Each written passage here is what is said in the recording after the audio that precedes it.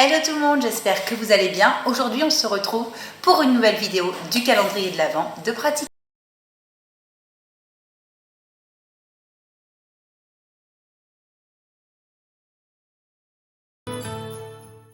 Aujourd'hui on va parler encore de prise de sang. Il y a déjà 2 vidéos qui concernent la prise de sang sur ma chaîne. Je vous mettrai les liens en barre d'infos ou dans le petit i que vous voyez là. Une qui montre le soin en lui-même et une autre qui explique plus un petit peu tout ce qui se passe autour, quel tube choisir, comment remplir la feuille de labo, comment appréhender le soin. Et là, on va parler d'une vidéo que j'ai envie de faire depuis longtemps qui concerne les capitaux veineux difficiles. Je suis sûre que tous ceux qui me regardent là ont déjà eu une ou même parfois plusieurs mauvaises expériences en ce qui concerne des prises de sang chez des gens avec des capitaux veineux compliqués, des veines qui roulent, des veines invisibles, des veines qu'on sent mais qu'il n'y a pas de sang qui vient. Donc aujourd'hui, je vais vous partager des conseils. J'ai également demandé à ma meilleure amie Séverine qui travaille en laboratoire, qui est infirmière préleveuse et qui ne fait que ça de la journée. Qu'est-ce qu'elle avait comme conseil à vous partager quand vous rencontrez des patients avec des veines qui malheureusement ne sont pas forcément propices aux prises de sang. Je vais vous donner du coup quelques conseils pour appréhender le soin de la meilleure des manières quand le patient commence par vous dire « Je vous préviens, je suis difficile à piquer ». La phrase que tout le monde adore entendre, surtout quand tu as 10 prises de sang à faire, que tu as ton tour à gérer et que le patient te dit « Je vous préviens, c'est compliqué ». Donc j'espère que ces petits conseils vont vous aider dans votre quotidien. Donc je vous laisse tout de suite avec la suite. Le premier conseil, c'est demander au patient où est-ce qu'il a l'habitude d'être piqué. La première chose à faire quand le patient vous dit « je suis compliqué à piquer », c'est de lui demander où est-ce qu'il a l'habitude d'être prélevé, où est-ce qu'il préfère être piqué. Et c'est souvent, ils savent très bien les veines, c'est même pas la peine. Même si vous vous dites « oh celle-ci elle est belle », si le patient vous dit « non », souvent c'est non, hein. Vous pouvez essayer parce que voilà, vous connaissez vos capacités, mais voilà, il faut communiquer avec le patient sur où est-ce qu'il a l'habitude d'être prélevé. Et c'est des gens qui savent généralement, qui vous guident très très bien. Le deuxième conseil, ça concerne le garrot. Donc c'est serrer et desserrer le garrot en demandant au patient de bien serrer le poing. Moi je ne le savais pas, c'est Séverine qui me l'a dit. Alors ça exclut bien sûr les prises de sang sans garrot, parce que voilà, parfois c'est prescrit sans garrot. D'ailleurs, il y aura une autre vidéo au calendrier de l'Avent sur la prise de sang sans garrot, mais on y reviendra, ce sera l'objet d'une autre vidéo. Pour faire gonfler la veine, moi j'étais de la vieille école, comme on m'avait appris, enfin comme on m'avait conseillé de faire, c'est d'utiliser un bien imbibé d'alcool compresse ou un coton et bien frotter la veine pour la faire ressortir. Elle, Séverine, elle m'a dit ce qui fonctionne le mieux, c'est de demander au patient de garder le poing bien serré et de serrer et desserrer le garrot. Alterner en fait la pression, pas de pression du garrot. Et je vous avoue que du coup l'autre jour, j'avais plus d'alcool, j'avais que de la biceptine pour faire ma prise de sang.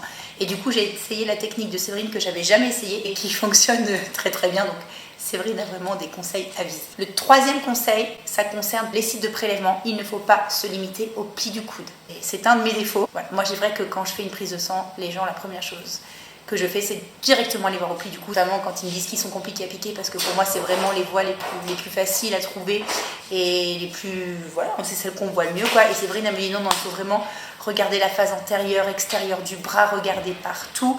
À savoir qu'il y a du coup des prélèvements, par exemple sur les mains, qui sont plus douloureux. Il faut prévenir les gens, mais c'est vrai qu'il y a des veines un petit peu partout et il ne faut pas se limiter seulement au pli du coude. Quatrième conseil, favoriser une bonne installation pour le soignant et pour le patient. Quelque chose qu'on a tendance à oublier parce que souvent c'est des soins qui sont faits dans la précipitation de la tournée, du tour, ou voilà, parfois on n'a pas forcément le temps, mais il y a quelque chose qui est primordial, qui est important dans le soin, c'est votre installation. Une bonne installation de l'infirmière, voilà, c'est primordial. Vous vous installez, vous vous mettez à l'aise, vous préparez tout. Moi, ce que j'adore faire, maintenant que j'ai ma petite mallette, je prépare tout, tout est prêt, les tubes, le garrot, le corps de pompe, les piques crâniennes. Je demande au patient de s'installer comme il le sent pour qu'il se sente bien. Et moi, en fonction de ça, je m'installe correctement pour le soin. Parce que si vous êtes, je vois des fois au domicile, les patients, ils sont alités, t'as le bras comme ça, c'est un lit médicalisé qui est contre un mur, machin, tu peux pas trop. Là, t'es sûr que ça va être compliqué.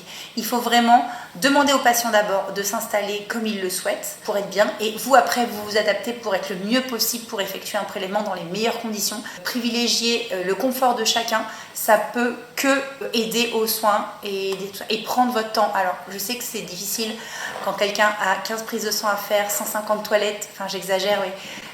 Tout ce qui est fait, et je le sais parce que moi, malheureusement, au domicile, les prises de sang sont souvent des soins faits soit chez les chroniques, chez des gens chez qui on a cherché l'adresse, qu'on ne connaît pas, il faut remplir tous les papiers, la carte vitale et tout, donc la prise de sang, il faut que ce soit vite fait parce que derrière, il y a du travail.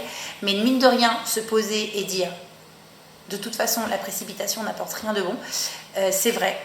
Malheureusement, je sais qu'au quotidien, c'est compliqué à mettre en place, mais si la personne commence le soin par vous dire « je suis difficile à prélever », ne vous dites pas que ça va être facile, ça va être compliqué, donc il faut vraiment, dans ces cas-là, prendre son temps, favoriser la bonne installation du patient et du soignant, et normalement, tout devrait bien se passer. Et 5e conseil, c'est se faire confiance.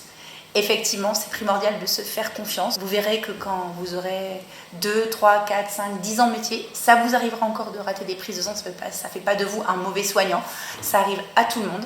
Il faut prendre son temps, les veines superficielles en douceur, sur la main, sur le poignet en douceur, parce que la peau est très fine et c'est des veines qui sautent facilement. Ne pas avoir peur non plus, ça n'a rien à voir, parce que le but c'est de trouver la veine dans cette vidéo, mais ne pas avoir peur de passer la main. Il y a des patients, vous n'arriverez pas à prélever un jour, votre collègue va y arriver et le lendemain ce sera l'inverse. Il ne faut pas voir le fait de rater comme un échec. Après, normalement, avec tous ces petits conseils que je vous ai donnés, normalement, même les veines les plus réfractaires, vous devriez les trouver. Le conseil qui m'est le plus utile, c'est vraiment de demander aux patients. C'est vrai que moi j'ai beaucoup de patients qui ont des chimios, beaucoup de patients qui ont des capitaux, des personnes âgées qui ont des veines qui sont compliquées. Et généralement quand un patient me dit je suis compliqué mais on a l'habitude de me piquer ici, c'est rare. C'est rare que la prise de sang soit ratée. J'espère que tous ces petits conseils vous ont aidé. J'espère que vous réussirez toutes vos prises de sang à l'avenir à 100%. Bien que je sais que ce n'est pas possible. J'espère que ça vous permettra d'appréhender de manière plus sereine une future prise de sang compliquée avec des veines qui roulent, qui s'échappent, qui vous font la misère. J'espère que la vidéo vous a plu et on se retrouve demain pour un nouvel épisode du calendrier de l'Avent de Patrick Inf. Bye bye.